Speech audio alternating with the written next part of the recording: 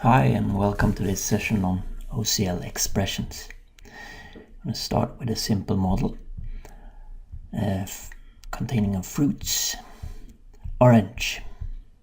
It has one property, weight of type integer.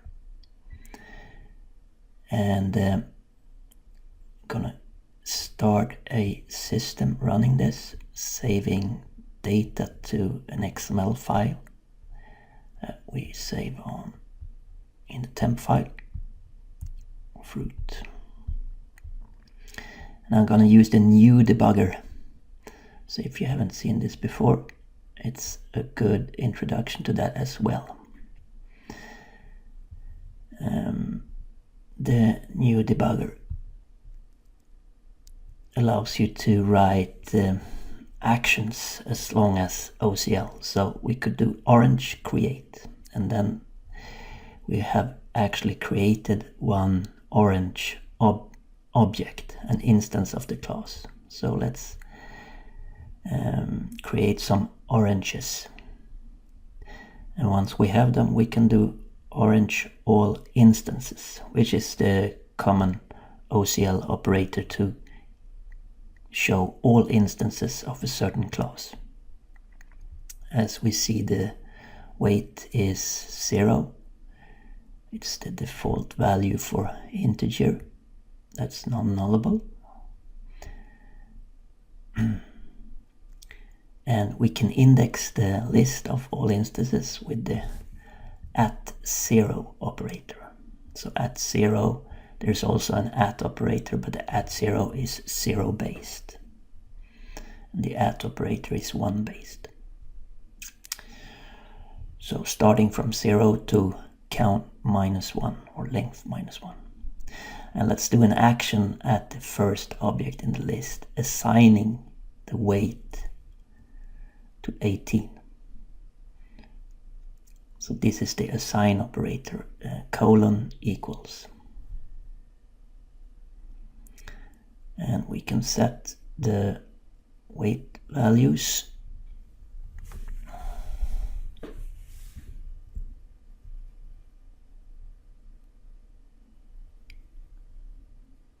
something like that, and then we hit save. Now we have saved them to the XML file that we stated initially. And in OCL we can do a lot of different operations. Let's check out the order by weight, and there's also an order by descending.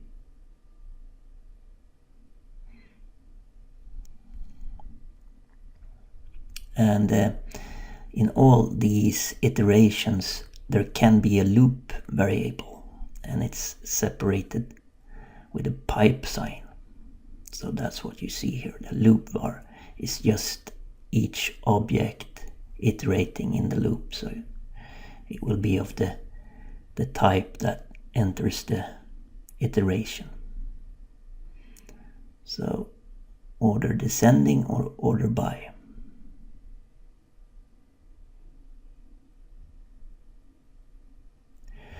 There's also an operation for first, and of course one for last, that given a list just returns one object. And you can combine OCL expressions. So order descending, last,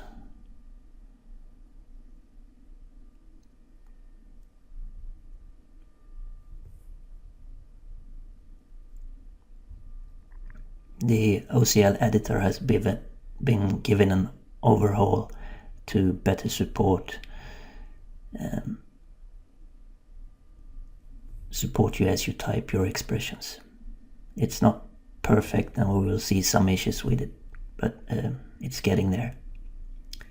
Select is a common OCL operator that we want to limit our result set. So here we select on the weight larger than 20.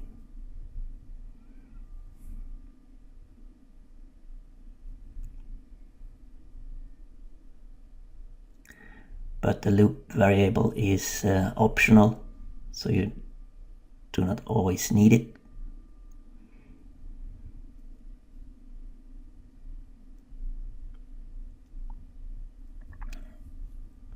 All kind of comparison operators are available, larger than or equal, etc.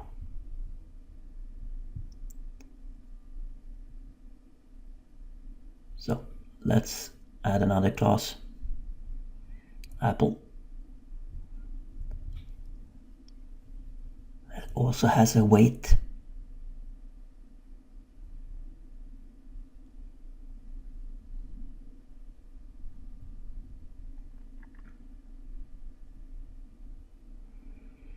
And if I do Apple all instances, Apple is not a type name because I need to reread the model in order to have my executor to know about it. So once I've reread, it doesn't give me the error, but there are no apples, of course. So I write action : and then Apple create.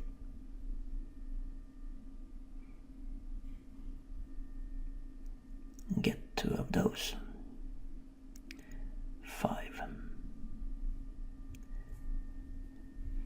And the new debugger here interprets all continuous lines as one expression. So you need to leave an empty row between expressions that are not supposed to belong to each other. And of course it defaults to OCL, but as soon as you write action : it will do action language instead, which allows you to set values, to operate on values, to change state. Normally OCL is totally free from side effects, but the action language that is unique for MDriven allows you to operate on objects as well with the OCL syntax. So we're setting some weights on the apples.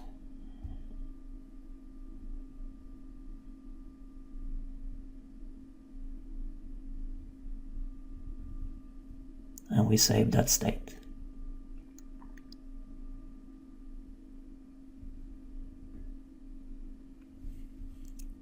So Apple all instances. We also have the oranges since before. These are the oranges. These are the apples. And what we can do is combine them.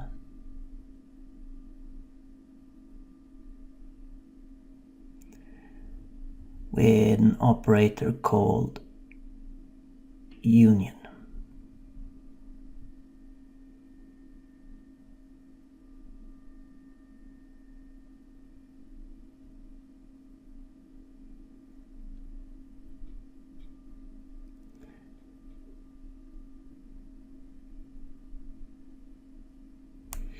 So there they are together, but we don't see, they are not very clear what they are. So let's add the default string representation to the classes. And this is one place where you actually use OCL in the model. Of course, you use it all over the model, but this is just one of the places.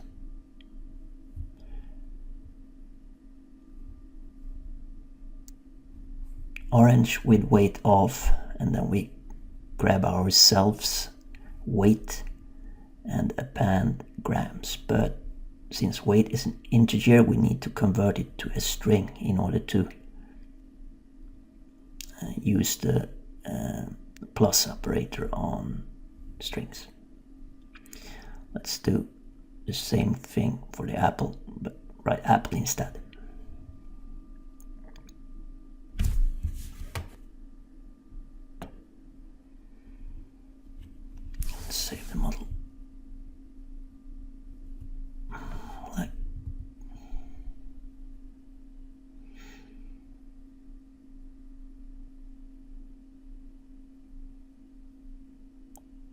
Yeah, still don't see anything because we haven't said that we want to see it as strings, the default string representation of the objects. Now I see them.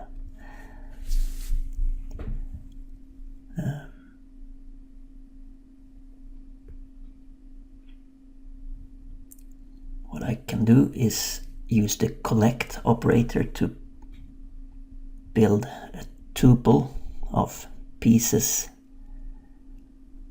from the result that I'm working on. So the loop variable will be one of the objects in the iteration. And that should have weight, and I can do the as string, if I can spell. But now we see that weight, this is not correct. Weight is not a member of ecomodel root. Why does it say ecomodel root? Well, because that's the common denominator between apple and orange currently. So here we have discovered a need for an abstraction, really. Apple and orange are really sharing things, and we should make that available in the model so that we can operate on it. So let's introduce an abstraction called fruit, and we model this with the generalization arrow. And we want to add the attribute weight to fruit.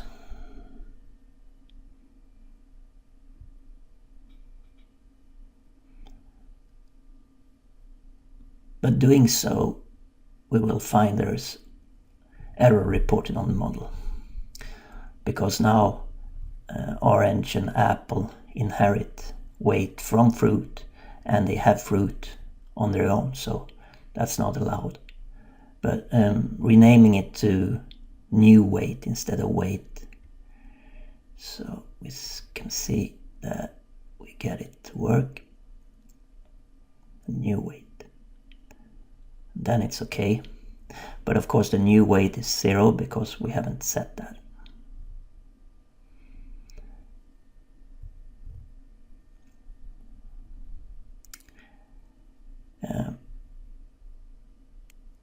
But now we can do act on the abstraction, the fruit all instances as string. That will return both oranges and apples.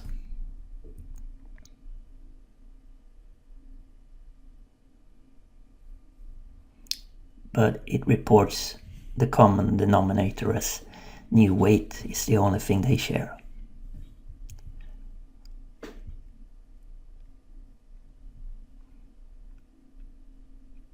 So let's say that this is the weight. And there is actually no need for a unique weight on apples or a unique weight on oranges. It's just the weight of the fruit.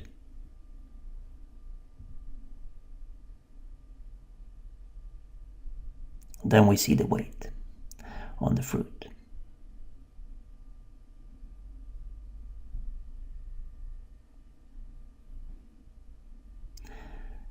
So this is why modeling is so good, because it works exactly as we think about things in daily life. We use abstractions all the time, just getting around life. Just grabbing a chair on the new office that we never visited before and instantly knowing that it will work as any other chair is our ability to abstract.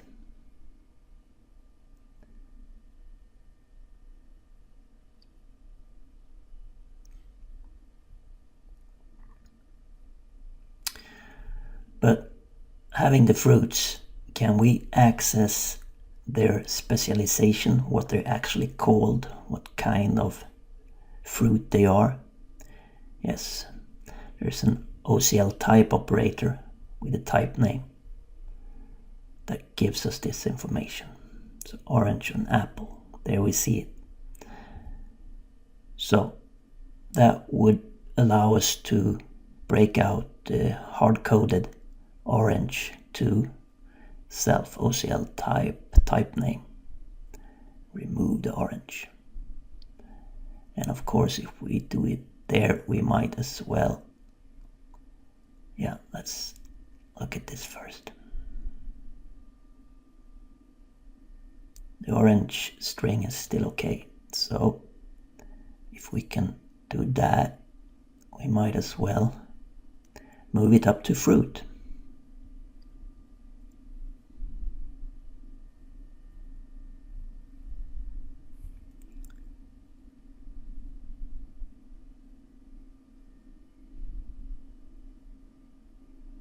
Oops, I'm gonna remove it from the subclasses and just have it on the superclass fruit. So, like that. Reread.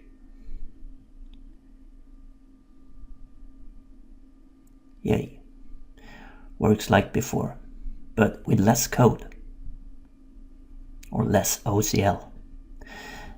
The fruit is actually abstract. We don't think of fruit as being... There's nothing existing, just being fruit. It's either orange or apple in our model. So I mark it as abstract, and the class name is drawn italic instead. I can create apples, but I'm not supposed to be able to create fruit. Can't instantiate abstract class fruit. This will help us to avoid doing illegal things as our model evolves. Orange. I can create oranges and apples, but not fruits. That's okay.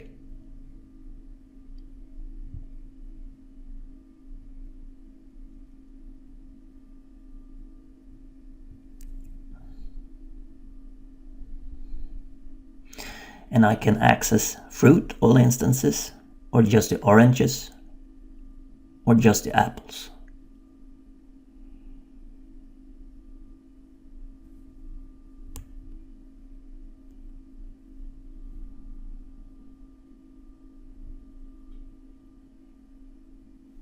And I can act on fruits, checking their weight, and I get as all the fruits having a weight larger than 20 grams, both oranges and apples.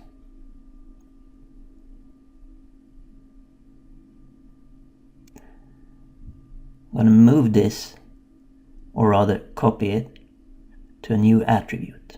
Attributes, this attribute is called presentation, and I'm going to make it derived.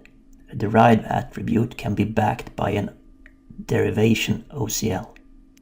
An OCL expression. This is another place where you commonly use OCL. So I'm going to set the same thing as in the default string representation. But since I've defined it as a derived attribute, I might as well use it in the default string representation. To reduce the definitions. Reread the model, since we changed it. And now when I execute, I see I have a new property on the object, fruit, called presentation.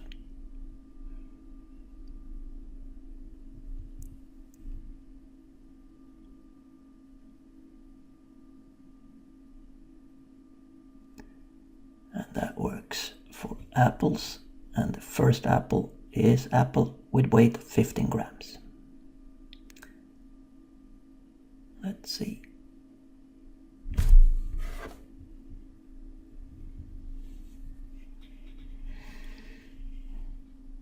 If I can change its weight.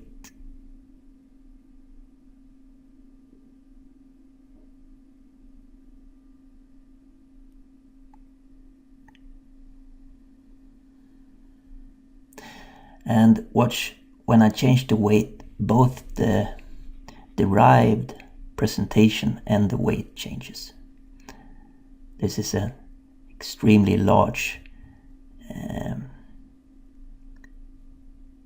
positive thing with derived attributes. They subscribe to every change that you see in the model. Reduces the amount of code you need to write, or the amount of OCL. So that was the first part of OCL. I'm gonna come back straight away with another part, continuing the same sample. Thank you for watching so far.